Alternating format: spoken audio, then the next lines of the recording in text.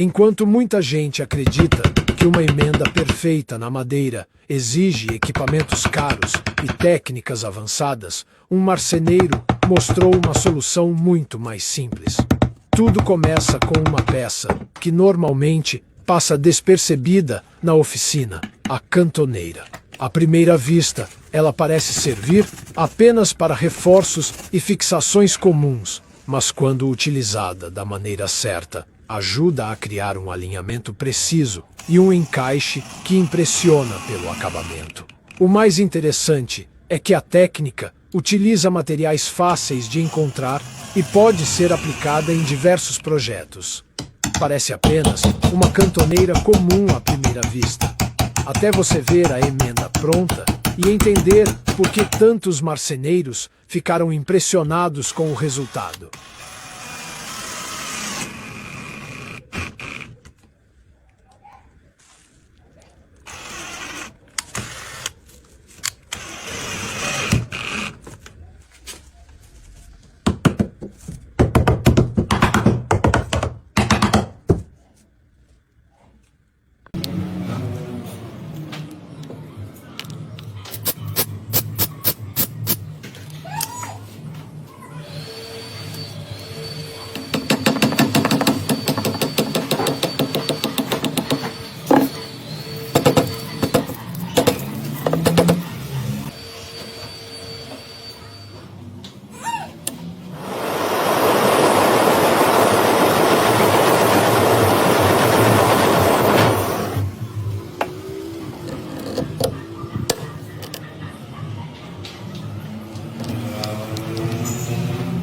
Nem de ferramentas sofisticadas.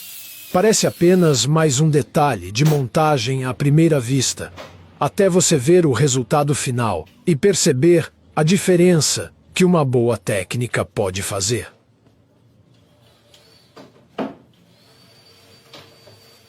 Se você já precisou unir dois cabos de madeira, sabe que conseguir uma conexão firme e bem alinhada nem sempre é tão simples quanto parece.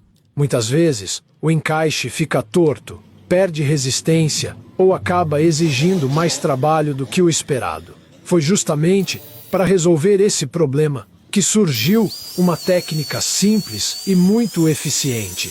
Com alguns ajustes bem feitos, é possível criar uma união muito mais estável e com aparência profissional. O mais interessante é que o método não depende de equipamentos caros